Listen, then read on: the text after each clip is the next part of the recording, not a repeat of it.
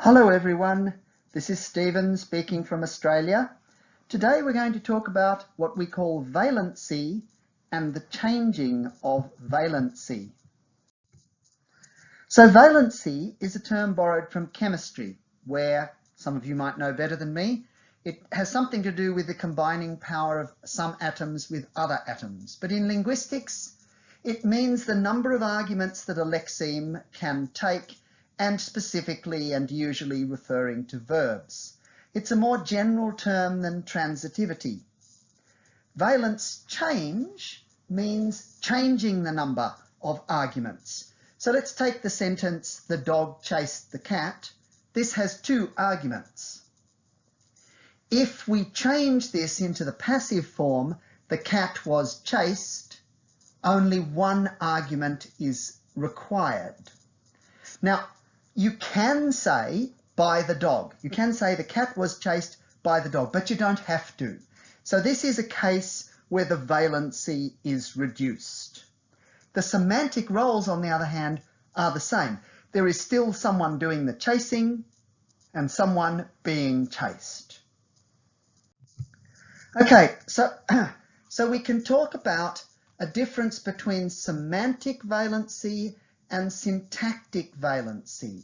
Now, what semantic valency means is how many actual arguments are present.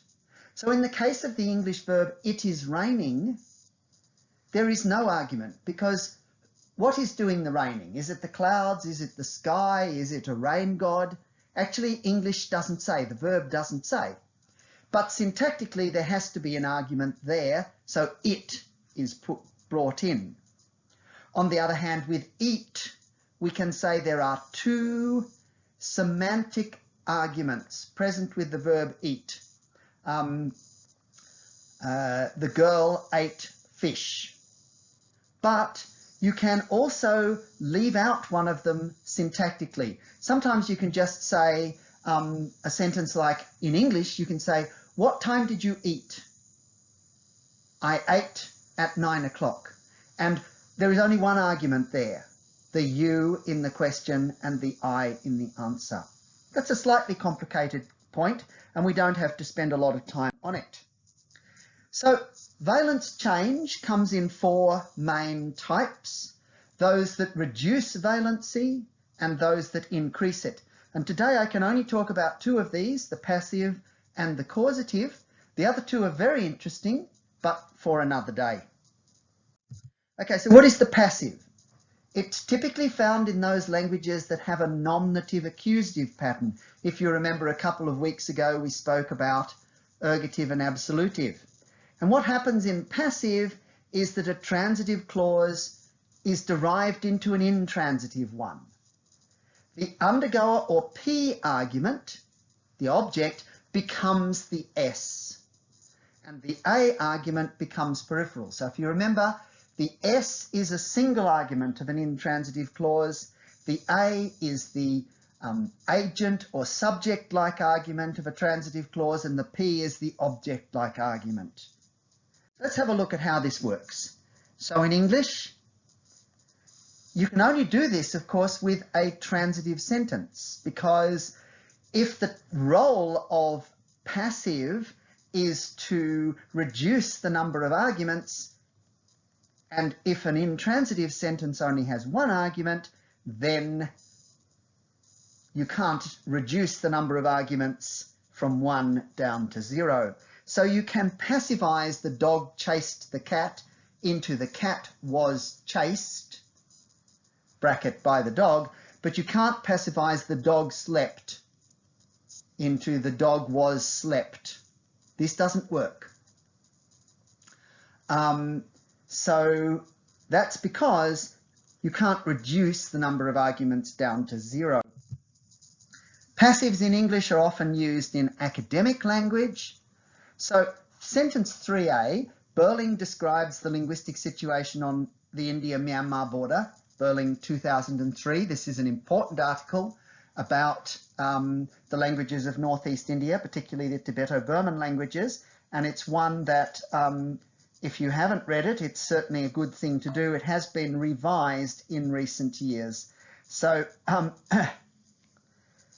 but that's an active sentence. What you will often find in actual linguistic and other academic work is sentences like, the linguistic situation on the India-Myanmar border is described by Berling. Or, the origin of person markers is presumed to be a reduction of the form of the Tibeto-Burman pronouns. Sorry. In the first case, 3b, this sentence reduces the importance of Berling. In the second case, you don't even have to say who presumes it. And that's why the passive is used. In the Korean language, things are quite different in the structure of how this is done.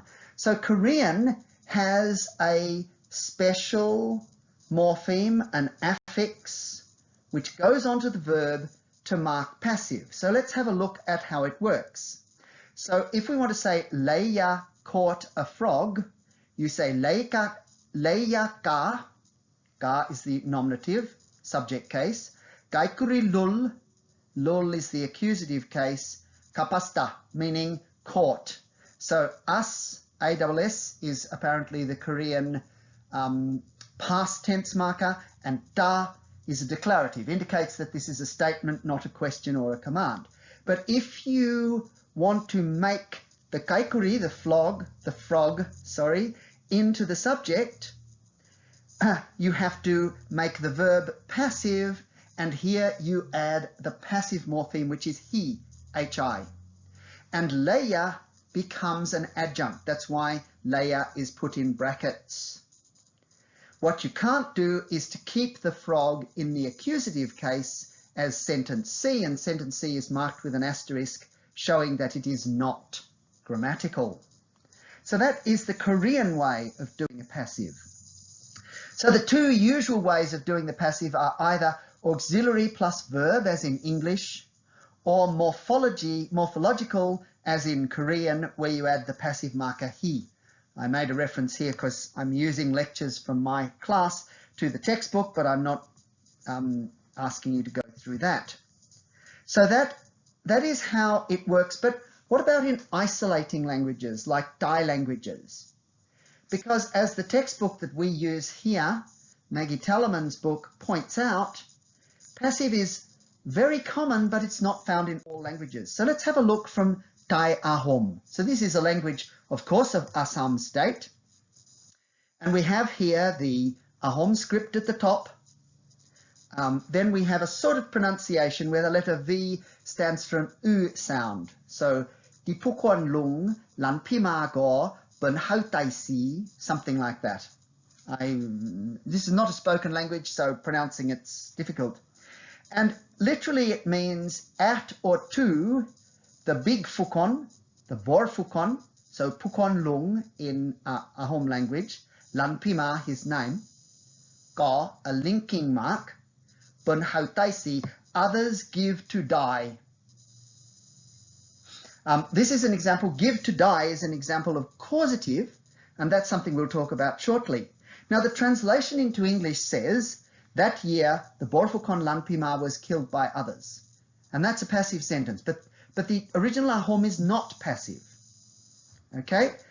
All that happens here is that the undergoer, the one who is dying, is topicalized to the front, and that is why the English translation is in the passive. But this is not a passive sentence. Okay, so that is valency decreasing. There is another type called the antipassive, but I am not going to tell you about that today. I am happy to do that another time, but the antipassives is a bit tricky.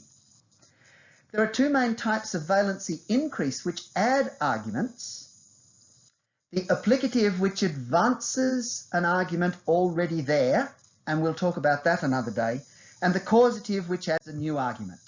So here's a causative example. Taking an intransitive sentence, I ran in the marathon. If we made it transitive, it would be I ran the marathon. I ran in the marathon. And a derived transitive clause, my teacher made me run in the marathon. And you see this is actually a derived transitive that is in two clauses. My teacher made me run in the marathon. This is actually two clauses. My teacher made me, something like to run in the marathon. Or you can do it with a transitive clause and then create a ditransitive clause. John saw the painting and I showed John the painting. The thing here is that in English, the verb see has a special lexical causative form, which is show. We could say, I made John see the painting, and many languages do exactly that. I'm not sure what you do in Assamese, and we can talk about that later. But this is still a causative sentence because there are now three arguments, I, John, and the painting, whereas the underived had just John and the painting. So the feature of causatives, the original subject argument, the S or the A, becomes the P, and the causa becomes the A argument. And there might be explicit formal marking. The causative can be done in multiple ways. It can be done morphologically by prefixing or affixing the verb. So, for example, in Mashong Tangsa, he means to see, and the ki with a different tone means show. The ki, cause to show. And you can put de in front of any verb and make it a causative. You can do it syntactically, like in English. Made me run. The teacher made me run in the marathon. And you can do it occasionally lexically. And the examples in English are lie and lay, see and show, die and kill, and perhaps also sit and seat. So you can seat someone down, but we would normally put a down on the end of that, probably. So I already talked about see and show, and we already saw in the Ahom example that they did not say killed him, they said gave him to die, which is the way of doing causative in Ahom. Actually, a small digression, the old English form lay is really falling out of use, but this was a prayer that I used to say as a small boy. Now I lay me down to sleep, I pray the Lord my soul to keep. If I shall die before I wake, I pray the Lord my soul to take. This I remember saying as a very young boy. We don't really use this form anymore, I lay me down to sleep. Could we, in talking about a baby, could we say, I lay him? I'm not so sure. Sorry, there was a small interruption there and I had to pause the recording for a moment. I think what I was saying is that the old use of lay, as in I lay something, cause something to lie, is kind of falling out of use in English. So, for example, would you say when referring to a baby, I lay him down? I'm not so sure what people would say in English. There's also a modern meaning of lay, which I'm not going to talk about right now. But this prayer, I will just mention, was first published in England in 1707, I think, by this man, Joseph Addison, who was believed by my family to be an ancestor of my grandmother, whose name was Alice Addison before she married. But later we found that he did not have any legitimate children and therefore we can't be descended from him. Perhaps we are related to his brother or something. A very famous poet in England in the late 17th and early 18th century. Okay, so how do causatives work in other languages? So in Bantu languages, for example, Babungo, spoken in the Cameroon, 11a means he enter in house. Sentence 11b, I made to enter him in the house. And these are both monoclausals, right? But the English causative, I made him enter the house, is two clauses. I made him and enter the house. So this is one of the differences that occurs. Now, it's interesting to observe how different languages that have case marking treat the argument that is demoted. So in English, if we think back, I made him enter the house versus he entered the house, we put the demoted argument, the agent that has now become no longer the agent, we put that into the accusative case, him. I made him enter the house. I showed her the painting. They showed us the photos, etc. In Georgian, as we'll see the example shortly, in Georgian, the demoted argument goes to the dative, so it's literally father made two Mzia light the fire. In Kannada, the argument goes to the instrumental, Rama had by the monkeys search for Sita, and in Quechua, like in English, to the accusative. So here we can see the examples from Georgian. Mama, ergative, that's the subject of a transitive sentence. Mzia, dative. Light, cause to light, past tense, the fire. Or the Kannada example, Rama, nominative, by the monkeys or with the monkeys, Sita in the accusative, caused to search.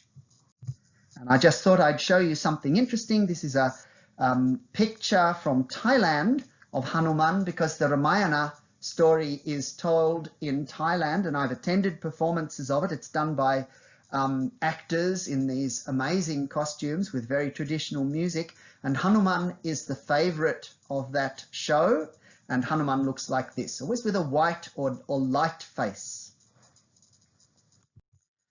But the Quechua example is interesting. Here you have Jose nominative, Juan accusative, Poncho accusative, weave. Jose made Juan weave a poncho. Now, could this possibly be ambiguous? What else could it mean?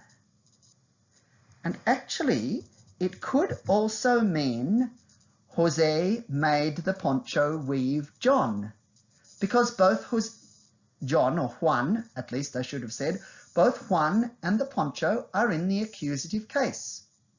Now, of course, we know in the real world that ponchos, which is a kind of cloth, like a big sort of shawl thing, but you fit inside it, cannot weave, and people cannot be woven, but you can imagine a situation where something like this could be ambiguous, whereas that won't happen in the Kannada or Georgian cases, because two different, the Kannada and Georgian languages, because two different cases are used for the demoted argument. Right, so my final question, something for you to think about: what does Assamese do? Thank you.